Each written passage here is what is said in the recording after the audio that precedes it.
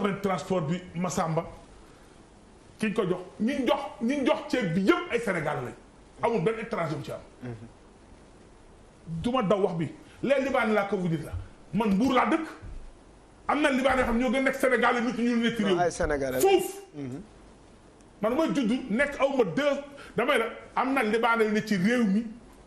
ñoo gën a nekk Sénégal foofu nit ñu ñuul ñi am na ñoo xam ne booba bi ñuy nekk Sénégal seen maam nga Guinée ña nga Tamba ña nga Mali non c'est la vérité. dëgg la moi je dis lu wóor. Maadou Papis ngay wax. waaw non lu wóor laa di wax c'est des Sénégalais. waaw waaw. munoo tey bu ñu jëloon léegi benn Sénégalais bu nekk France juddoo fa man am naa doom bu juddoo France bu fa juddoo bu amoon nationalité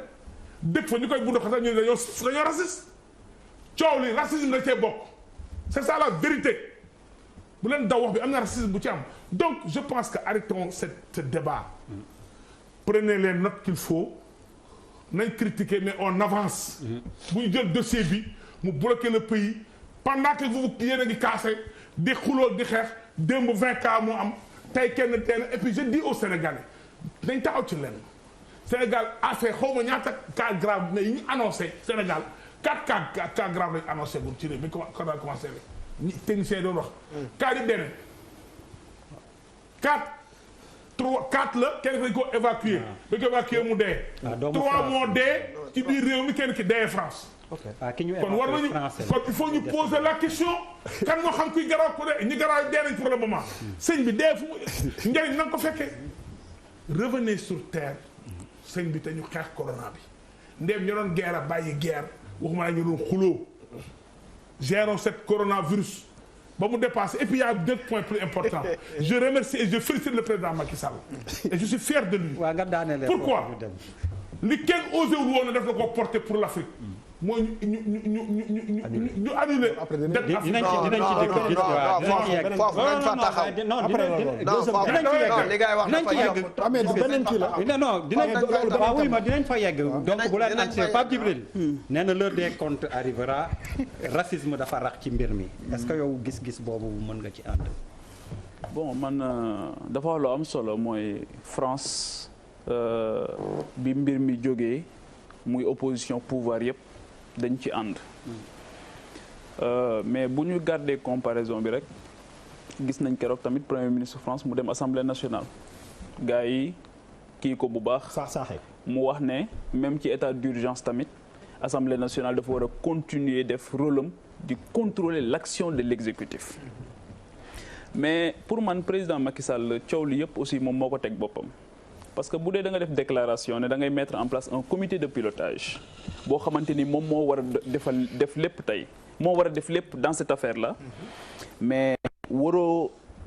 jël ay décisions aussi ci ginnaaw boo tegagul le comité de pilotage bi nga waxoon ne da nga bëgg mu inclusif parce que comme da nga jóg bi mbir mi jógee sénégalais yëpp ñëw adhérer parce que en temps normal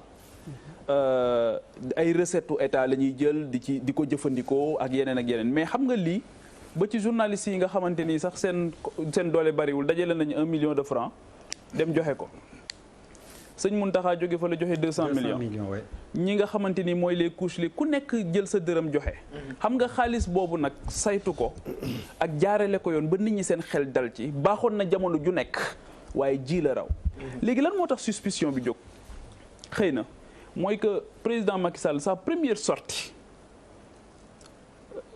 su doon dafa dem ci professeur Seydi service des maladies infectieuses wala soit mu dem feneen comme ni koy yeneen chef d'État yëpp defee ñu xam ne la gravité de l'heure commandé na mu gën a fësal loolu waaye premier sortem dañ ko gis mu mel ni ku nekk ci campagne électorale aussi di def revue de troupe di xool ay tonnu ceeb di dox moom kese ñu mettre ko en exergue donc loolu jox xeex bi aussi beneen cachet mel ni ñun dañoo nekk ci jamonoy famine wala jamonoy insécurité alimentaire boo xamante ni toll nañ ci muy wane noonu daal ne am na butin de guerre xawma wala nan lañ koy tuddee boo xamante ni ñëw na alors que ci guerre sanitaire la ñu nekk guerre sanitaire da ngay xam lan ngay jox dayo bi nga xamante ni moom moo gën a mag su defoon loolu ba pare leneen li comité de pilotage bi gérer ko su boobaa dina gën a am coow li yëpp mën na cee bañ a jóg leneen li nga xamante ni bëgg naa ko wax mooy sur la forme c'est-à-dire pourquoi Mansour Faye di def conférence de presse ministère de la santé. non fa la conférence de presse c'est-à-dire que ñi ciy def c'est-à-dire que ñiy def bu fekkoon ne comité de pilotage am na ñu wutal ko benn caractère général et impersonnel su boobaa bu ñu ko defee foofu dina gën a nit ñi seen xel dina ci gën a dal ñu xam ne lii kat ak peut-être une autorité indépendante su boobaa dinañ xam ne lii kat wala une personnalité indépendante dinañ xam ne lii kat njëriñu amul benn connotation politique ak yooyu parce que wax nañ ko encore une fois pour man non seulement la personne de Mansour Faye pour man ça dérange te dafay créer suspicion mais déjà kenn joxu ko ministère bi mu yor sax dafa pour dama koy wax depuis longtemps c'est-à-dire que développement communautaire nga am un ministre en charge des collectivités locales nga ñëw ne équité sociale mais équité sociale c'est un idéal qui est poursuivi par tous les départements ministériels ça peut pas être un ministère pour man déjà sur la forme c'est un problème on a créé quelque chose pour quelqu'un boo xamante ni xamuñu à quelle fin et aujourd'hui on a vu son ni mu amee problème tey comment est-ce que tu peux dire à un journaliste soo ma laajaatee loolu ma porter la plainte mel ni laaj léegi dañ koy tere ci réew mi pour man c'est inadmissible et que loolu dañ ko war a arrêter léegi état d'urgence tamit c'est pas une porte ouverte pour ngay jël bëgg a suspension des droits pour nga suspendre yenn droits yi leneen li nga xamante ni bëgg naa ko wax Abdoulaye Der mooy ana commissariat bi nga xamante ni ñoom ñoo yor la sécurité alimentaire le ministre de la santé et de l'action sociale la ana waa action sociale ana ñii nga xamante ni dañu am expérience doon nekk ci kaw gi di xool xam ñii seen base de données tey ji buñ ci sukkandikoo mettre leen à contribution mën nañoo dem sans tambour ni trompette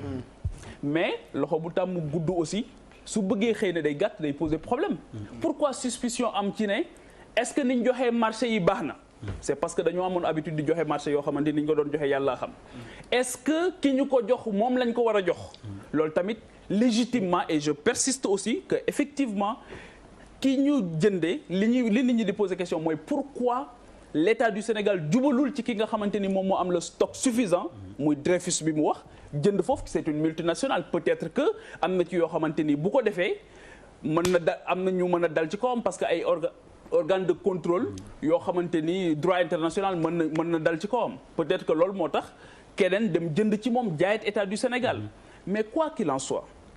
li ma jàpp mooy même bu fekkee ne 1 franc la même bu fekkee ne 10 francs la mënuñu nangu mukk li Idrissa Seck doon wax te d'accorduma ci ak moom dañ ndox mi fay lakk gi kenn du ko segg ak yooyu foog ñu segg ko nag waaw foog ñu segg ko parce que xam nga lu tax dañuy bañ mu am ay précédents dangereux te li tax ñu war ko segg mooy justement parce que ça a sabordé presque tout le travail qui a été fait depuis le début léegi le débat s'est installé ñun installé wuñ ko pourquoi bu fekkee ne débat bi ñorul woon xom mais lan moo tax Mansour Faye def conférence de presse li tax mu def conférence de presse moom xam na ko li tax mu ñàkk tooy xepp moom xam na ko justement parce que. et puis salle bi amoon na climat. parce que les craintes. si salle bi amoon na climat.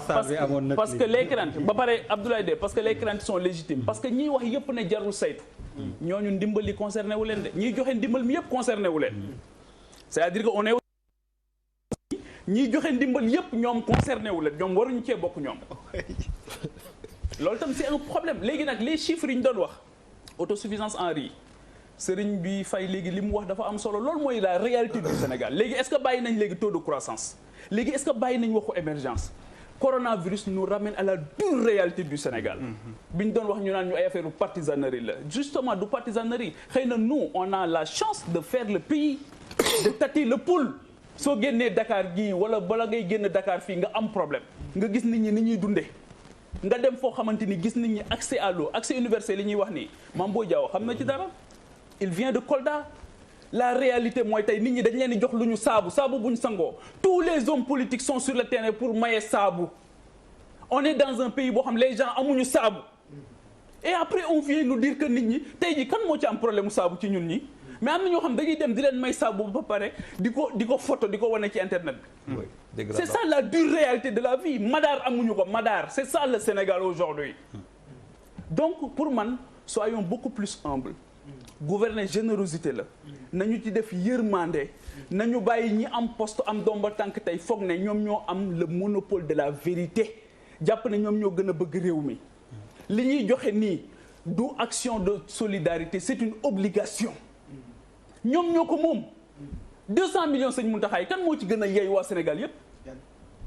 sunu 1 million yi convention des journalistes joxe kan moo ci gën a yey Sénégal yépp mais c'est ça la vérité li ñu leen di jox ay bu fi kenn tàccu kenn bu fi kenn woyal kenn bu fi kenn tëggal ndënd kenn c'est votre droit seen xaalis la te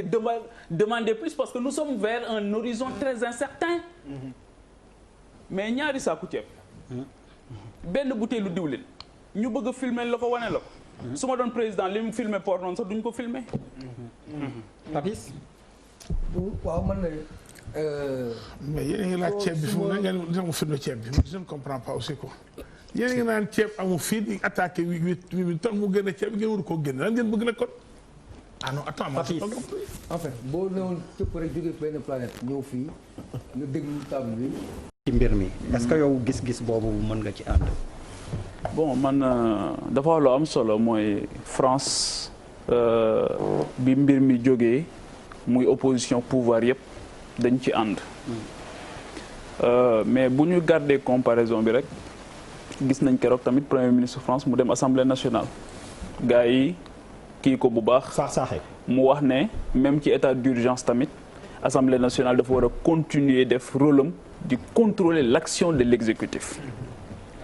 mais pour man président Macky Sall coow li yëpp aussi moom moo ko teg boppam parce que bu dee da nga def déclaration ne da ngay mettre en place un comité de pilotage boo xamante ni moom moo war a def lépp tey moo war a def lépp dans cette affaire là mais waroo jël ay décisions aussi ci ginnaaw boo tegagul le comité de pilotage bi nga waxoon ne da nga bëgg mu inclusif parce que comme da nga jóg bi mbir mi jógee sénégalais yëpp ñëw adhérer parce que en temps normal ay recettes u état la ñuy jël di ko jëfandikoo ak yeneen mais xam nga lii ba ci journalistes yi nga xamante ni sax seen doole bariwul dajale nañu 1 million de francs dem joxe ko sëñ Mountakha jóge fa la joxe 200 millions ñi nga xamante ni mooy les couches li ku nekk jël sa dërëm joxe xam nga xaalis boobu nag saytu ko ak jaarale ko yoon ba nit ñi seen xel dal ci baaxoon na jamono ju nekk waaye ji la raw léegi lan moo tax suspicion bi jóg xëy na mooy que président Macky Sall sa première sortie su doon dafa dem ci professeur Seydi service des maladies infectieuses wala soit mu dem feneen comme ni koy yeneen chef d'état yëpp defee ñu xam ne la gravité de l'heure commandé na mu gën a fësal loolu waaye premier sortem dañ ko gis mu mel ni ku nekk ci campagne électorale aussi di def revue de troupe di xool ay tonnu ceeb di dox moom kese ñu mettre ko en exergue donc loolu jox xeex bi aussi beneen cachet mel ni ñun dañoo nekk ci jamonoy famine wala jamonoy insécurité alimentaire boo xamante ni toll nañ ci muy wane noonu daal ne am na butin de guerre xaw ma wala nan lañ koy tuddee boo xamante ni ñëw na alors que ci guerre sanitaire la ñu nekk guerre sanitaire da ngay xam lan ngay jox dayo bi nga xamante ni moom moo gën a mag su defoon loolu ba pare leneen li comité de pilotage bi gérer ko su boobaa dina gën a am coow li yëpp mën na cee bañ a jóg leneen li nga xamante ni bëgg naa ko wax mooy sur la forme c'est-à-dire pourquoi Mansour Faye di def conférence de presse ministère de la santé non fa la ñu conférence de presse c'est-à-dire que ñiy def bu fekkoon ne comité de pilotage am na ñu wutal ko benn caractère général et impersonnel su boobaa bu ñu ko defee foofu dina gën a nit ñi seen xel dina ci gën a dal ñu xam ne lii kat ak peut-être une autorité indépendante su boobaa dinañ xam ne lii kat wala une personnalité indépendante dinañ xam ne lii kat njëriñu amul benn connotation politique ak yooyu parce que wax nañ ko encore une fois pour man non seulement la personne de Mansour Faye pour man ça dérange te dafay créer suspicion mais déjà kenn jox ko ministère bi mu yor sax dafa dama koy wax depuis longtemps c'est-à-dire que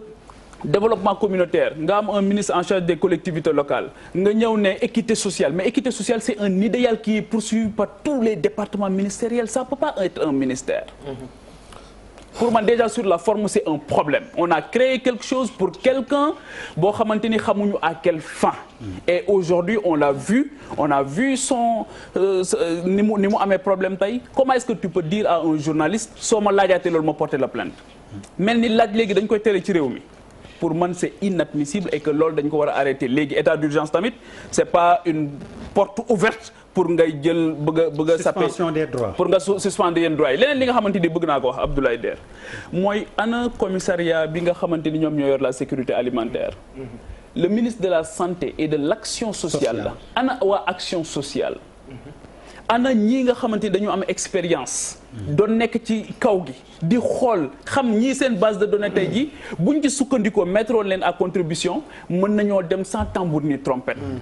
mais loxo bu tàmm gudd aussi su bëggee xëy na day gàtt day poser problème pourquoi suspicion am ci ne est-ce que niñ joxee marché yi baax na c'est parce que dañoo am habitude di joxe marché yoo xamante ni ñu ko doon joxe yàlla xam est-ce que ki ñu ko jox moom lañ ko war a jox loolu tamit légitimement et je persiste aussi que effectivement ki ñu jëndee li nit ñi di poser question mooy pourquoi l'État du Sénégal jubalul ci ki nga xamante ni moom moo am le stock suffisant muy Dreyfus bi mu wax jënd foofu c'est une multinationale peut-être que am na ci yoo xamante ni bu ko defee mën na am na ñu mën a dal ci kawam parce que ay organe de contrôle yoo xamante ni droit international mën na dal ci kawam peut-être que loolu moo tax keneen dem jënd ci moom jaayet État du Sénégal mais quoi qu'il en soit li ma jàpp mooy même bu fekkee ne 1 franc la même bu fekkee ne 10 francs la mënuñu nangu mukk li Idrissa Seck doon wax te d'accord ma ci ak moom dañ ndox mi fay lakk gi kenn du ko segg ak yooyu foog ñu segg ko nag waaw foog ñu segg ko parce que xam nga lu tax dañuy bañ mu am ay précédents dangereux te li tax ñu war ko segg mooy justement parce que ça a sabordé presque tout le travail qui a été fait depuis le début léegi le débat s'est installé ñun installé wuñ ko pourquoi bu fekkee ne débat bi ñorul woon xom mais lan moo tax Mansour Faye def conférence de presse li tax mu def conférence de presse moom xam na ko li tax mu ñàkk tooy xepp moom xam na ko justement parce que. et puis salle bi amoon na climat. parce que les craintes. si salle bi amoon na climat. parce que les craintes ba pare Abdoulaye De parce que les craintes sont légitimes parce que ñiy wax yëpp ne jarul saytu. ñooñu ndimbal li concerné wu leen de ñiy joxe ndimbal mi yëpp concerné wu leen. c'est-à-dire que on est aussi dans un pays boo xamante ni ñiy joxe ndimbal yëpp ñoom concerné wu leen ñoom waruñu cee bokk ñoom. loolu tam c'est un problème léegi nag les chiffres yi ñu doon wax autosuffisance en riz Serigne bi Faye léegi li mu wax dafa am solo loolu mooy la réalité du Sénégal léegi est-ce que bàyyi nañ léegi taux de croissance léegi est-ce que bàyyi nañ waxu émergence coronavirus nous ramène à la dure réalité du Sénégal bi ñu doon wax ñu naan ñu ay affaire partisanerie la justement du partisanerie xëy na nous on a la chance de faire le pays de tâter le pouls soo génnee Dakar gii wala bala ngay génn Dakar fii nga am problème nga gis nit ñi ni ñuy dundee nga dem foo xamante ni gis nit ñi accès à l'eau accès universel li ñuy wax nii Mame Boye Diao xam na ci dara il vient de Kolda la réalité mooy tey nit ñi dañ leen di jox lu ñu saabu bu ñu sangoo tous les hommes politiques sont sur le terrain pour maye saabu on est dans un pays boo xam les gens amuñu saabu et après on vient nous dire que nit ñi tey jii kan moo ci am problème mu saabu ci ñun ñi mais am na ñoo xam dañuy dem di leen may saabu ba pare di ko photo di ko wane ci internet bi. c'est ça la dure réalité de la vie Madar amuñu ko Madar c'est ça le Sénégal aujourd'hui donc pour man soyons beaucoup plus humbles gouverner générosité la nañu ci def yërmande nañu bàyyi ñi am poste am domba tànk tey foog ne ñoom ñoo am le monopole de la vérité